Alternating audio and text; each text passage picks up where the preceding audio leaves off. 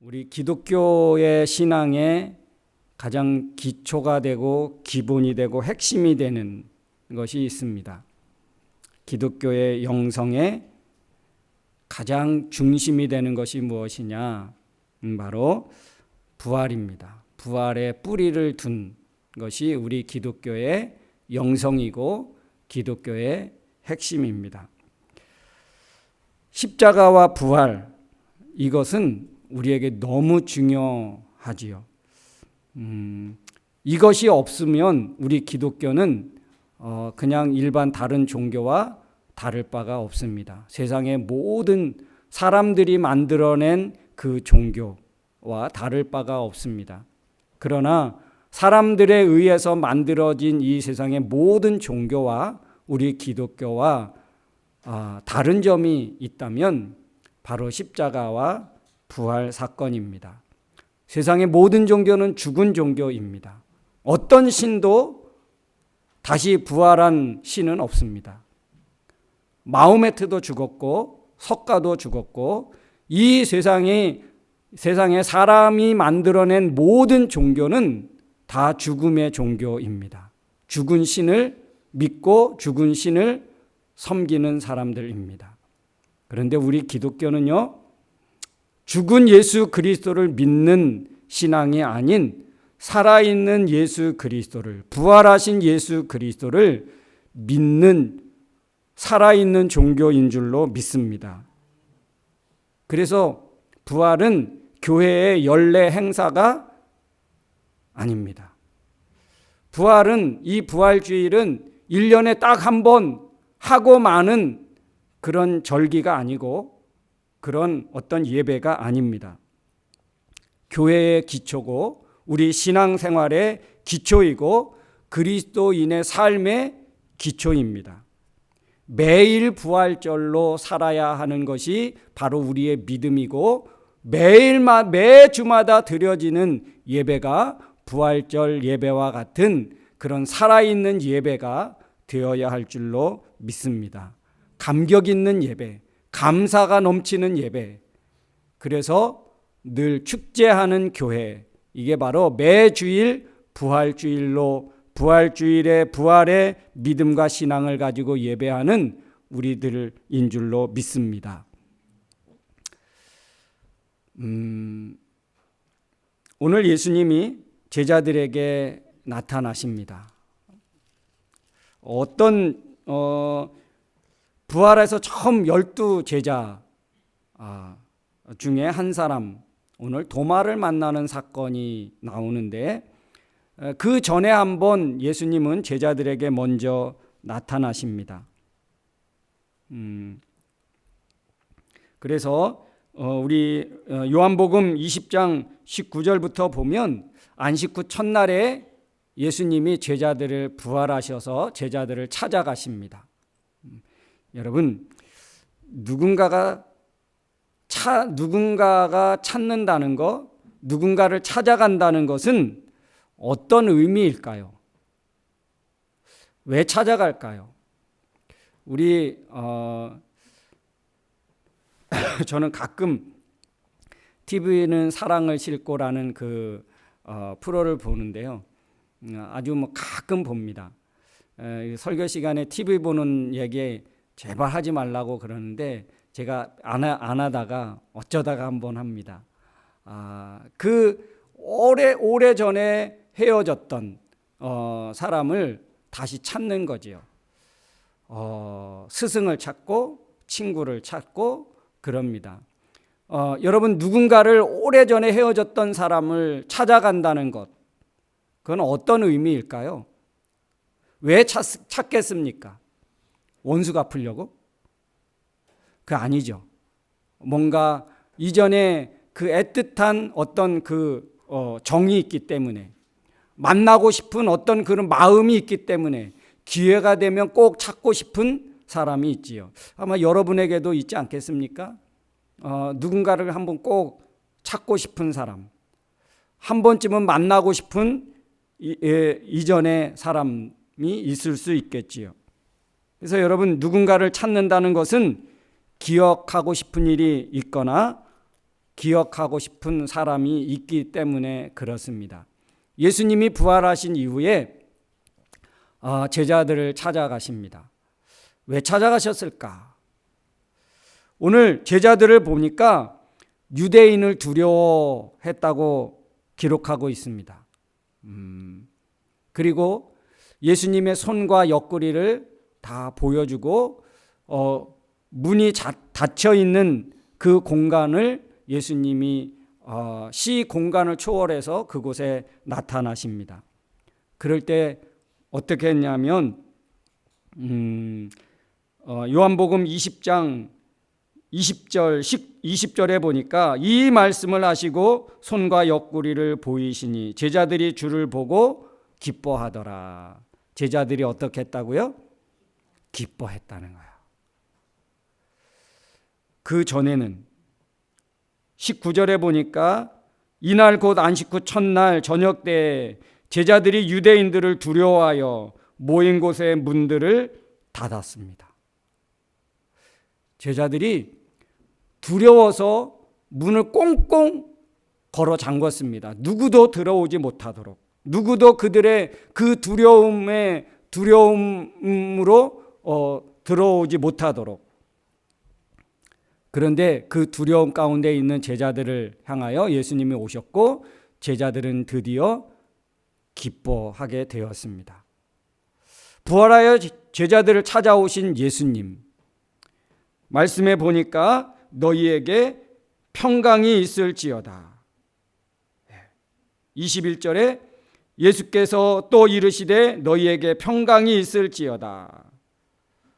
그리고 그들을 향하여 숨을 내쉬며 이르시되 성령을 받으라. 두려운 문제, 그들의 생명에 위협이 되는 그런 문제 속에 예수님 찾아오셔서 평안을 선포하시고 그들에게 성령을 주시면서 담대함을 갖게 하십니다. 그 두려움이 더 이상 그들에게 위협이 되지 못했습니다. 예수님의 따뜻한 위로와 격려와 응원을 드디어 받을 수 있었습니다. 예수님이 가지셨던 권한을 제자들에게 줍니다. 어떻게 해요? 23절에 보니까 너희가 누구의 죄든 사하면 사하여질 것이고 누구의 죄든 그대로 두면 그대로 있을 것이다. 그러니까 예수님의 그 권한, 권세를 제자들에게 허락해 주십니다.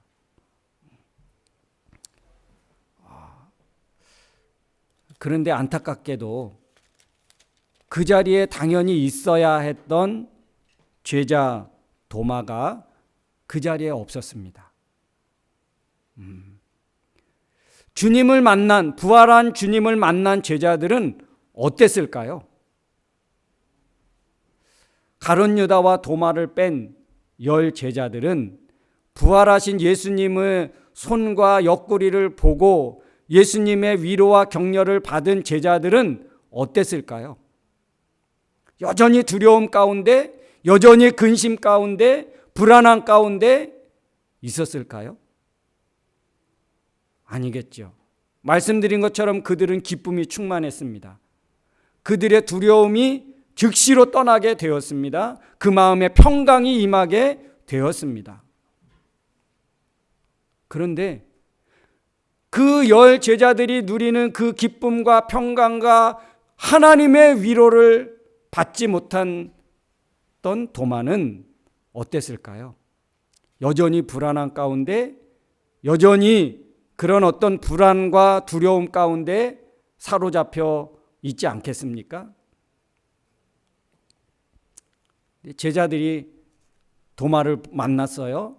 그럴 때 어떻게 합니까? 야, 우리가 예수님을 만났어. 다시 살아나신 예수님을 봤어.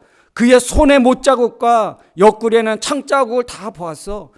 그의 예수는 십자가에 못 박혀 죽으신 예수가 분명해. 그가 말씀하신 대로 살아나셨어. 우리 가운데 찾아오셨어. 우리는 이제 두렵지 않아. 우리는 이제 우리만 있는 게 아니야. 우리와 늘 함께 했던 그 예수님이 이제 우리와 함께 하신다고 했어. 그 기쁨과 그 감격으로 충만했는데 유독 누구만? 도마만 여전히 불안하고 근심하고 걱정 가운데 있겠지요. 그래서 여러분 어떻게 합니까? 도마가 그래요. 내가 예수님의 손과 옆구리를 직접 만져보지 않고는 나는 믿을 수 없어. 너희가 두려움이 사라졌다고? 나는 그것을 믿을 수가 없어. 여전히 지금 도마는 누구를 붙잡고 누구를 기억하고 있는 것입니까? 십자가에 죽으신 예수 그리스도, 무덤에 갇힌 예수 그리스도. 모든 죄자가 부활하신 예수 그리스도를 경험하면서 그렇게 은혜와 평강과 기쁨이 충만했던 그 제자들과는 다르게 여전히 도마는 예수님이 부활하셨음에도 불구하고 다른 제자들과는 다르게 그는 불안함과 근심과 걱정으로 그는 가득한 삶을 살아갈 수밖에 없었습니다. 여러분, 오늘날 우리는 어떤 삶의 현장에 있습니까? 하나님을 믿는다고, 창조주 하나님이요 우리를 구원하시고 우리를 살려주신 하나님을 믿는다고 하면서 이 세상에 우리는 첫 번째 부활하신 예수 그리스도를 만난 열 제자 같은 흥분 속에 감사한 가운데 평안 가운데 살아가느냐, 아니면 그 자리에 현장에 없던 도마같이 여전히 불안하고 근심하고 걱정하며 살아가느냐. 지금 우리가 하나님을 믿고 신앙생활을 한다고 하면서 부활하신 예수 그리스도를 만난 제자들 같은 그런 기쁨과 감사와 평안과 흥분 속에 있는지, 아니면 내가 직접 만져보지 않으면, 부활하신 예수 그리스도를 내가 직접 경험하지 않으면 나는 믿을 수 없어. 도마 같은 그런 마음을 갖고 살아가는지. 8일이 지났습니다. 일주일 이후에. 일주일 동안 제자들은 어땠을까요? 열 제자들은 이전의 두려움 가운데 있지 않았겠지요. 이전의 근심 가운데 놓여 있지 않았겠지요. 이 도마와 상당한 차이를 보일 거예요. 이 도마와 열 제자의 차이는 어떤 차이였을까? 여러분 혹시 생각해 보셨습니까? 부활하신 예수님을 만난 10명의 제자와 부활하신 예수님을 만나지 못한 이 도마와 삶의 차이가 어땠을까요? 아마 우리가 늘 쉬운 말로 말하면 하늘과 땅 차이였겠죠. 성공과 실패의 차이예요. 그 차이는 어마어마한 거예요. 완전 극과 극의 차이예요. 일주일 동안 도마는 여전히 근심에 빠져 살고, 일주일 동안 제자들은 정말 기쁘고 어떤 자신감에 충만한 가운데 그들은 살아갈 수 있지 않았겠습니까? 그래서 도마는 그 제자들을 보면서 어떤 생각을 했을까요? 나도 예수님 만나고 싶다. 나도 부활한 예수 그리스도를 경험하면 좋겠다. 저들의 기쁨과 저들의 평안을 나도 가졌으면 좋겠다. 그런 소원이 도마에게 있었을까요? 없었을까요? 성경에는 기록되어지지 않지만 일주일 동안 그들과 함께 먹고 자고 살면서 그런 마음이 없었을까요? 아마 우리 같으면 다 있지 않았겠습니까? 아마 도마에게도 그랬을 거예요. 근데요, 일주일 만에 주님이 다시 나타나십니다. 그래서 말씀의 26절에 보니까 우리 한번 다 같이 읽어보겠습니다. 26절, 여드레를 지나서 제자들이 다시 집 안에 있을 때에 도마도 함께 있고 문들이 닫혔는데 예수께서 오사 가운데 서서 이르시되 너희에게 평강이 있을지어다 하시고, 일주일이 지나서 예수님이 찾아오십니다. 그런데요, 여기 보니까 도마도 함께 있고, 여기에 어떤 방점이 있지 않습니까? 첫 번째는 도마가 없었는데 요번에는 도마도 함께 있었다는 거예요. 그러면 예수님은 누구를 만나러 찾아오셨을까요? 지난번에 만났던 제자들을 또 만나고 싶은 예수님의 마음도 있었겠지요. 그런데 다시 제자들이 있는 곳에 다시 찾아오신 예수님의 목적이 하나 있었는데, 그때는 다른 10 제자들 뿐만 아니라 특별히 도마를 두고 찾아오셨다는 거예요. 여러분, 도마의 그 인생을, 그 마음을 예수님이 아시고 그 마음을 다른 제자들과 같은 그 기쁨으로 바꾸고 새롭게 하기 위해서 장래 신앙을 가졌던 그 도마의 마음을 부활 신앙으로 바꿔주기 위해서 오늘 예수님이 오셨다는 거예요. 도마를 향한 예수님의 애정, 예수님의 사랑이 보여지죠. 그런데 여러분, 이게 도마만을 위한 거였을까? 도마만을 위한 것이었을까? 뒷부분에 보면 그렇게 말씀하고 있습니다. 우리 먼저 29절 말씀 한번 다 같이 읽겠습니다. 29절, 예수께서 이르시되 너는 나를 본고로 믿느냐? 보지 못하고 믿는 자들은 복되도다 하시니라. 여러분 가만히 보십시오. 도마에게만 이것을 증거해주고 증명해주기 오셨다면 아마 보지 못하고 믿는 자들은 이라고 하지 않았을 거예요. 너는 나를 본고로 믿느냐? 보지 못하고 믿는 너는 복될 거야 라고 하지 아니하시고, 보지 못하고 믿는 자들은 복되도다, 복이 있을 거야. 단수가 아니고 복수로 되어져 있습니다. 도마를 위해서 찾아오셨지만 도마와 같은 사람들이 있을 것을 예상하신 거죠. 어떻게요? 이 부활을 경험한 제자들을 통하여 앞으로 부활하신 예수 그리스도가 계속해서 증거되고 전해질 거 아닙니까? 수많은 사람들에게 전해질 거예요. 오늘날 우리에게 전해졌던 것처럼. 여러분, 우리는 예수 그리스도의 부활을 여러분 보았습니까? 손에 못자국과 옆구리에 창자국을 여러분 보았습니까? 보지 않았음에도 불구하고 우리는 어떻습니까? 믿게 됐잖아요. 사실 우리는 어떤 사람이었는데요? 도마와 같은 사람들 아닙니까? 도마와 같았던 우리를 이 도마에게 하신 말씀을 통해서, 도마에게 주신 말씀만이 아니라 오늘날 우리에게 하신 말씀이죠. 그래서 부활은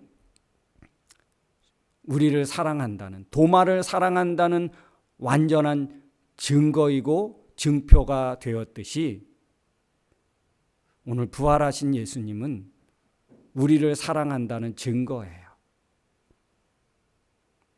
도마 한 사람을 위해서 여러분 찾아가지 않으십니까? 야, 여기 손 봐, 옆구리 봐. 그거를 보고 도마는 어떻게 했습니까? 나의 주님이시요, 바로 나의 하나님이십니다. 도마가 고백합니다. 주님이야말로 진짜 하나님입니다. 나의 구원자이십니다. 그렇게 도마는 예수 그리스도를 고백하고 영광을 돌립니다. 믿음이 생기게 된 거예요. 부활의 신앙을 드디어 갖게 된 거예요. 제자들과 같은 그런 기쁨과 그런 감사와 그런 흥분 속에 그는 살아갈 수 있게 되었습니다.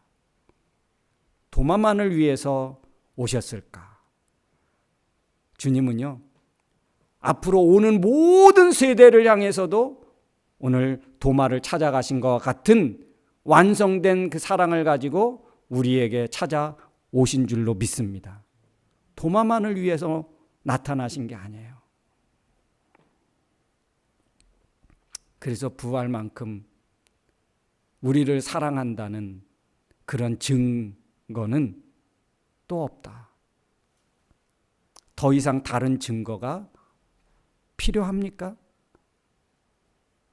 우리에게 부활하신 예수 그리스도만큼 하나님이 나를 사랑한다는 다른 증거가 또 필요합니까? 내가 너를 이만큼 사랑하고 있어. 이것을 보여주는 증표, 증거, 이게 바로 부활입니다. 부활이에요. 그래서 부활은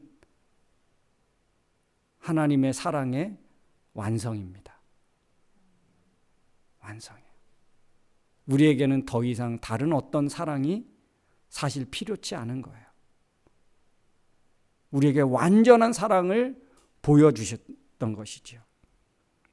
부활은 완벽한 사랑이고 사랑의 완성입니다. 우리에게 더 이상 다른 증거가 필요치 않을 정도로. 사랑하는 성도 여러분, 부활은요, 자연의 순리를 뛰어넘는 하나님의 사랑이에요. 지금까지 예수님 외에 죽었다가 살아난 자가 또 있습니까?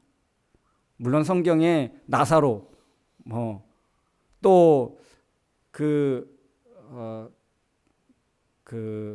가인성 과부의 아들, 있지요. 죽었다가 살아난 사람이 있지요. 여러분, 이 자연의 순리를 뛰어넘으면서까지 내가 널 이와 같이 사랑해. 마치 이 여호수아가 전쟁을 할 때 해를 멈추고 그 전쟁을 이기도록 하기 위한 하나님의 그 전략과 같이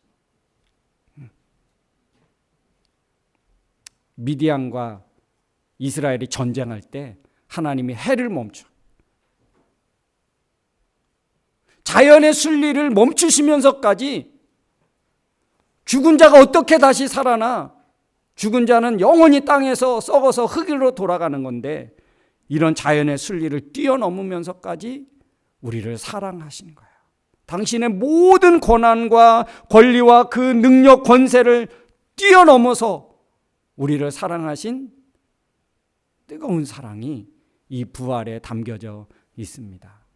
여러분, 이 부활주일 이날을 통해서 다시 한번 우리의 하나님의 사랑을 다시 확인하시고 그 충만한 사랑 가운데 여러분 승리의 삶을 살아갈 수 있기를 주의 이름으로 축원합니다. 우리 이 시간 잠시 우리 말씀을 생각하면서 우리 기도하기를 원합니다. 과연 예수님의 죽으심, 예수님의 부활, 이것이 우리의 신앙에 과연 어떤 의미입니까? 도마에게 나타나신 그 예수 그리스도는 과연 나에게 어떤 의미입니까? 하나님의 사랑입니다.